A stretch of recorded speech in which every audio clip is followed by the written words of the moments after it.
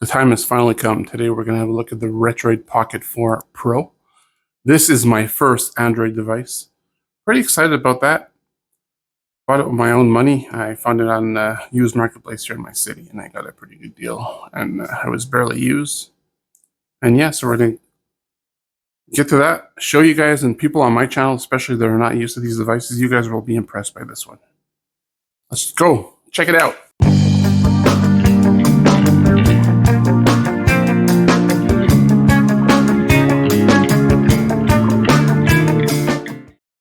So we're going to do an unboxing because I'm sure that no one's seen this before, right? Well, people on my channel probably haven't.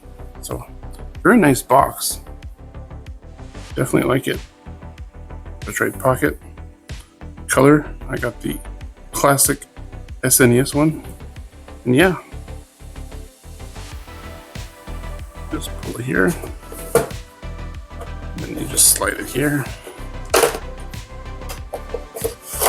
Pretty cool. Nice little system. Here's the system. Very retro and yeah. Before moving on, let's do some size comparisons right off the bat. This is obviously the Retroid Pocket 4. And this is Ambernix RG35XXH. So, see the difference there? The Retroid Pocket 4 has a 4.8 inch screen, 16:9 aspect ratio. And this screen here on this guy is a 3.5 inch screen, 4:3 aspect ratio. Next one in line, you guys remember this guy? This is the TrimUI Smart Pro. And this one here has a slightly bigger screen. The screen on this guy is a 5-inch screen, so it's slightly bigger. So, but even though it's a bigger screen, this one here is much more powerful. The Retroid Pocket 4 is an Android-based system. So this one here could peak up to PS2 and GameCube, which is pretty remarkable. Now we're getting to some more familiar territory, right? Obviously this is Switch DS Lite. And see the size difference? This one here is a 5.5 inch screen. So 4.8 inch screen, 5.5 inch screen. So usually a good comparison. And last but not least, and here's the mammoth. This one triumphs this one. Look at this. What is this system? Obviously this is the Switch 2. So this one here is a 7.9 inch screen, 16:9 inch ratio compared to a 4.8 inch screen. But just before I move on, the Retroid Pocket 4 Pro has a 4.7 inch screen and not a 4.8 inch screen. And the resolution on this guy is at 1334 by 750, which is a pretty weird resolution. So, and it has an IPS screen. I also want to mention I do have the Retroid Pocket 4 Pro grip that came with the system when I bought it from the person on the marketplace. And to put it, you just sort of slide it. It's very easy to put on. Force it a bit, and voila. Fits perfectly. What do I think of it? It's not bad. But I don't think it's a necessity because I think this is a comfortable little system, personally. So I don't think you really need this guy. It's just me, but I think it's perfectly fine without the grip. But to play games that mostly use the joysticks, it might be more useful because you could actually grip. But if you're just using, most of the games that I play are retro games, it's actually more comfortable without it. I'll give you guys an overview of the system. So you have your two joysticks, very comfortable joysticks actually. Very comfortable, and you have your L3 and R3, so both buttons are clickable. You have your D-pad, very, very nice D-pad, super comfortable. At first I was like, this is way too small, but it's an amazing D-pad. Buttons, nice little distance to them, and they feel really awesome. There's your select and start button. Here's your home and your back buttons. Nothing on the side here. Nothing on the side here. On top, you have your L1's R1 button, L2, R2. Really nice buttons. Here's a HDMI mini to connect to an external monitor, and I've never tried that yet. This is the fan cooling vent. There's also one here. I think this is your intake and this is your outtake. Here you have your volume rocker. And here you have your power switch. And on the bottom, nothing too fancy. You have your downward firing speakers, sound pretty good.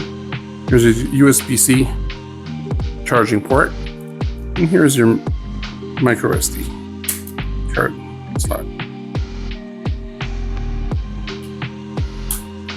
I actually have a 256 gig card in there with all my ROMs and stuff, so that's cool. There's a lot of, I think there's 128 gigs of internal memory as well, but I didn't put any games on there. That's just for my system files. I'm just going to turn the system on. Retroid Pocket. So again, this is an Android-based system. So look at this. Look at this like a phone, right? This is basically a phone with inputs, right? It's a phone with like a controller. That's what basically this is. Because this is Android-based, you actually need your Google account to log into the Play Store, which is right here. And like I said, it's pretty nuts, man. And you have a lot of settings here as well, which is pretty crazy. You can actually change this to a more powerful, you could put it to performance or high performance depending on which game you're playing, which is pretty cool. Here's a retro, you could actually set this to Xbox style buttons. So the B, A, or reverse. And you even have a fan. Right now the fan is off. Not sure why. Let's switch it to.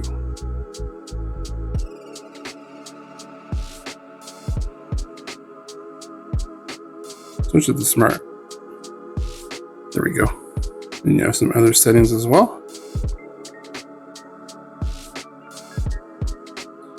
So pretty cool. So when you buy the system, there's not a lot of stuff that comes with it. But I've installed a whole bunch of stuff. Like I got my Xbox app here. I could actually play Game Pass games, which is pretty crazy. Here's some of my emulators. This is for my 3DS. This is my front end, Emulation Station Desktop Edition. RetroArch, Dolphin Emulator, this is for the Wii and GameCube. Cemu, different emulators for different systems. A few of them were free, but actually a lot of them actually paid on the App Store. The advantages of paying for them is you only have to do it once. If ever I buy another Android system, I could just load those up on that device using my Google account. So that's pretty cool. Another thing that's worth mentioning, and it's something that I waited a long time to buy one of these Android devices because I knew it'd be a lot of work. When you buy this, a Retroid system, there's no ROMs at all on it. So you have to install your ROMs, you have to install your BIOS files, and you need to set up all the emulators on your own. It requires a lot of manual setup. Then you need to, before even doing that, you need to set up the system. And yeah, there's a lot of work. It probably took me a few weeks because I didn't do this in one shot. I think it's about, you could probably spend a good 2-3 hours of setting everything up, 4 hours even. But I was doing it in bursts of like 30 minutes at a time or something like that. So it took me a few weeks because I didn't have a lot of time. But I think it's been a few weeks now and I'm finally happy with everything. So that's the downfall of this system. There's a lot of setting up. But once you have it all set up, this device, man, it's pretty nuts. It's pretty nuts the power in this little system. I forgot to mention it's a matte finish as well, so it's really nice. Retroid Pocket logo there, so feels extremely comfortable and nice to the hands. Like it's a premium device, right? I mean, this system here it's worth $200 US plus shipping from Retroid, right? I think now it's down to $150 because the Retroid Pocket 5 is out now. So I know if you guys are wondering why I didn't purchase that one, well, it's because I got a good deal on this one. And I've heard that the Retroid Pocket 5, even though it's a more powerful system, the screen was very fragile, right? So, and a lot of people are still happy with the Retroid Pocket 4, so I don't regret my decision whatsoever. We're just starting Emulation Station Desktop Edition, loading everything up right now. And this is when, my God, once you have all this set up, I mean, look at this. These are all my systems.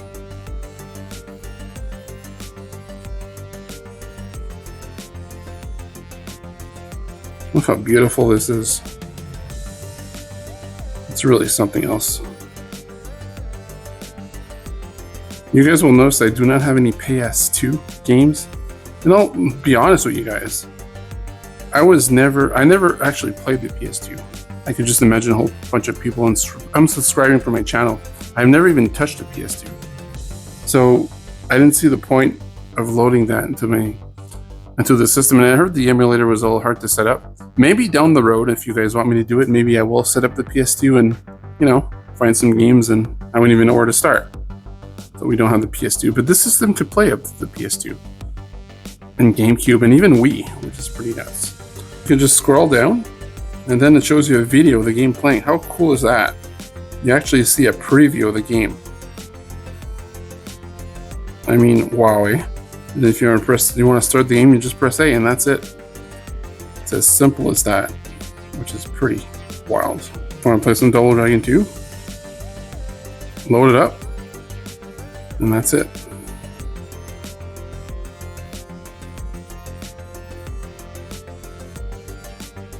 Bam. I guess I'm continuing from the last time I played. I don't remember playing this, but I guess I did play it. So I mean, obviously this game will handle every old system, right? All the 16-bit and 32-bit systems quite easily. Or something more powerful. Nintendo 3DS only have one game on there because some of the games don't run really well. It's still, I mean, it's asking a lot from the system. I'll just show you guys quickly how this game runs.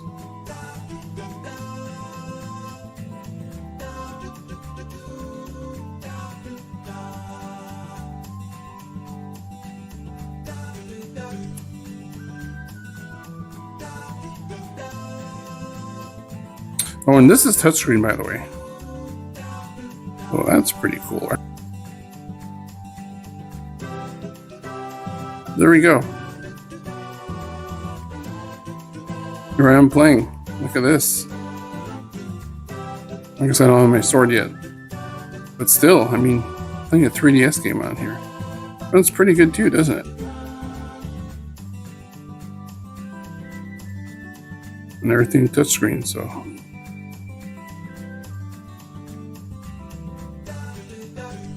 Got my gears or whatever I want to do. Close this. And this switches screens, so yeah. By the way, you need to set up all of this manually as well, so that's kind of nuts. Here's GameCube. Let's check out some Mirror Sunshine, shall we? To me, it's baffling that I could play a game like this on this little system. I'm just going to load my save state from last time. And here we are. Press X, I can switch. Hold your feet. Okay, I get it.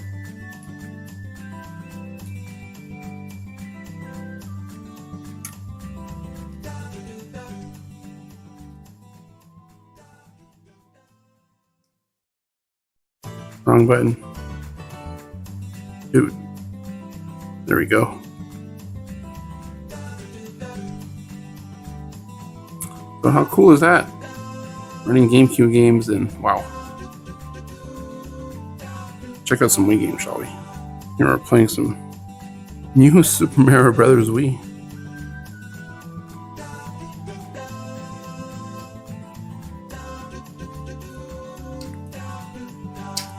Look at this, look how well this runs too.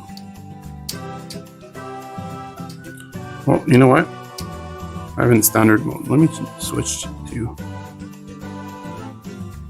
let's put it to performance mode, just to be on the safe side. It requires a little more battery, but it should actually play a little better, but it was already playing good. That's me screwing up because I'm playing with a camera in my face, not something I'm used to.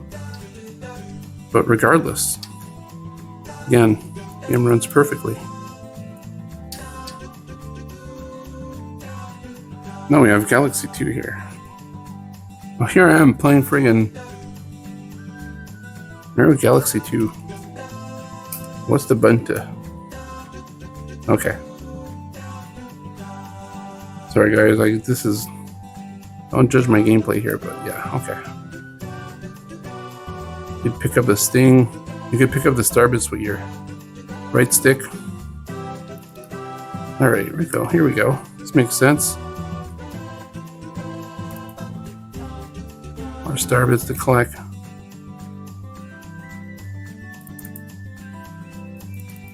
Let's go, dude.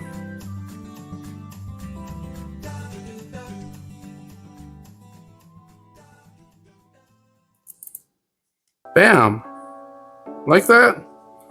And there you have it. Playing GameCube on this little thing. Sorry, playing the Wii, not the GameCube. Oh, no, we're not. He's pissed off now. Dude. Oh, we're dead. So here we're gonna play some GTA 5 on this little system. Streaming from my Xbox. No, sorry, it's not even streaming from the Xbox. I'm taking this from the cloud, right? Takes a little minute to load. Xbox, here we are. This is quite impressive, I think.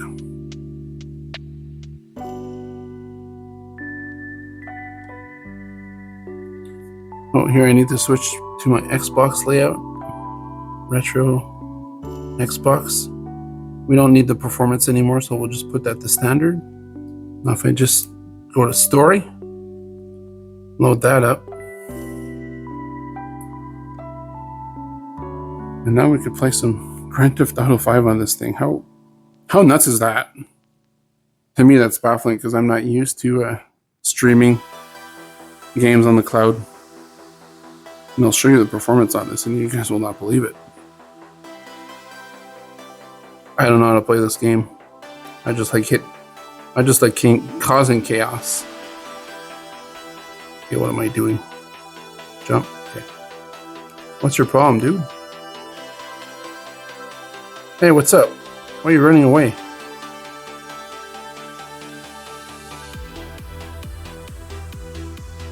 Get into a vehicle here. Dude! Come on.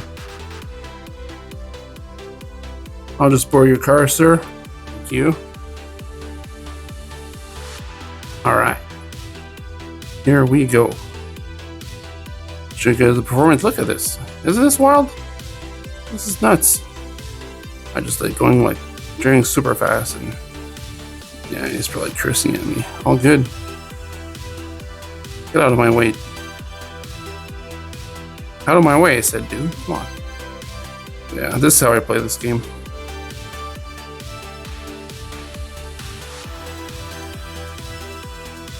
Damn. Sorry.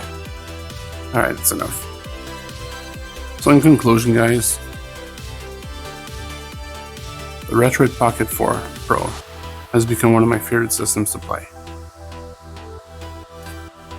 It's kind of like, if you want to invest the time, set everything up, if you want to spend a little more money, this is the only system you'll ever need. One of these Android systems. Because you could play up the GameCube, Wii. Apparently you can even play some Wii U games, which is pretty nuts. And some light Switch games too.